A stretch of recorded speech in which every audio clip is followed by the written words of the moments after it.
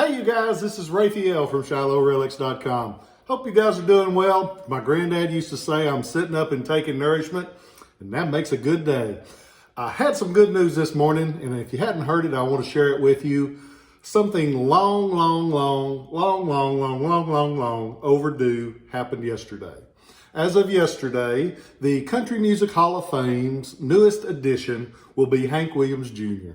And I know he said for years he didn't really care about it, but that had to be a thorn in the side. So I am glad that he's going to be there because he has meant a lot to people in music of all types. During his show, he says, I've done songs with white bands, I've done songs with black bands, I've done songs with everybody. And he has. I've heard he's just covered everything, and I'm so happy for him. And congratulations, my friend, if you watch this one. I'm proud of you, always have been. But I'm more proud that you have been a good friend to me, and hopefully I've been the same to you.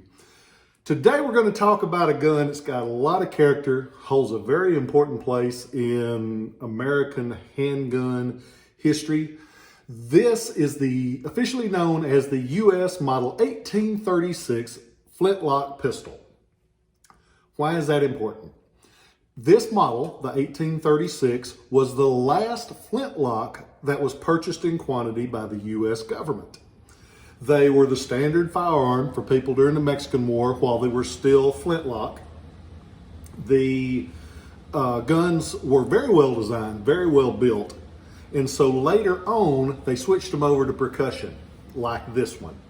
So this one's actually had a couple of lives. Originally, flintlock.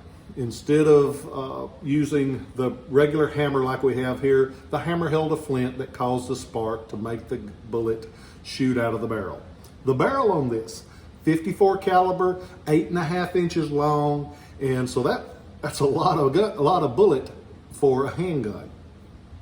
The breech of the barrel has these markings on it. It'll have the US and it'll have the initials JH, which was the inspector that approved the gun for military service, Joseph Hannes.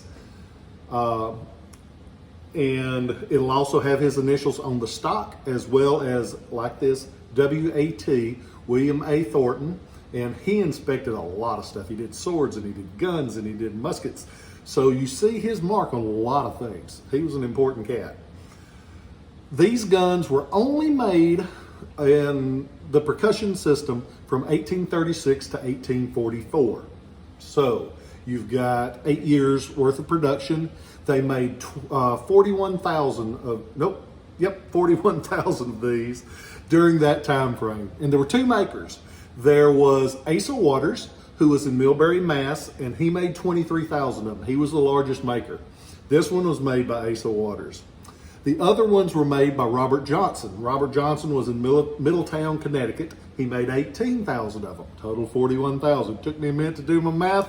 I went to those Middle Tennessee public schools and I slept a lot, but I paid attention enough to add 23 and 18. Just took me a minute. Could you hear that squirrel running, trying to make it get to the next one? These guns, when they came out, they had a case hardened lock, and the case hardening is just a way to finish the piece. Look at this. It still has a ton of that original finish. Most of the time that's missing. This one, really pretty. Even behind the hammer, it's got some. And you can see that maker's mark of Asa Waters. It says A. Waters, Millbury, Mass. And it's kind of interesting. Those first 7 years, this is the mark that they used. And they would change the date, of course. This one's 1843. They changed the date. The last year, for some reason, they changed the lock plates too. They put A.H. Waters, Asa H. Waters, on the lock plate. So you'll see one variation in the lock plates over the 8 years, and it came the last year. You don't see those very often. I think it's been years since I had one. As for the conversion, flintlock was out of date. The replacement for the flint causing the spark, they started using a percussion cap that had a little charge on the inside of it. When the hammer struck it, caused the spark, went down through the nipple into the barrel and lit the powder in the bullet charge. Shot her out the gun. So there's several different kinds of conversions that you see. There's local homemade kind of conversions. There's some of them that were converted by Southern people. You see those, and they can bring a lot. A lot of places in Richmond converted them, several places, because it's what they had on hand when the Civil War broke out. Most of them were done like this during the 1850s up to the Civil War time frame. This one, you can notice the brass piece right below the nipple. That's the original brass pan that was on when it was a flintlock. They trimmed it down. Rather than just leave that big gap where that would have been, they trimmed off the brass, finished it well, and it's very well done. This version, where the nipple is actually in the barrel, is known as a cone in barrel conversion. Nice and simple on that. They have a one-piece walnut wood stock. As you can see, it has really clear cartouches. These are as nice a stamps as you will ever see on one of these. Most of the time they're blurred because that's part that just wears a lot, so you don't see it that nice that often.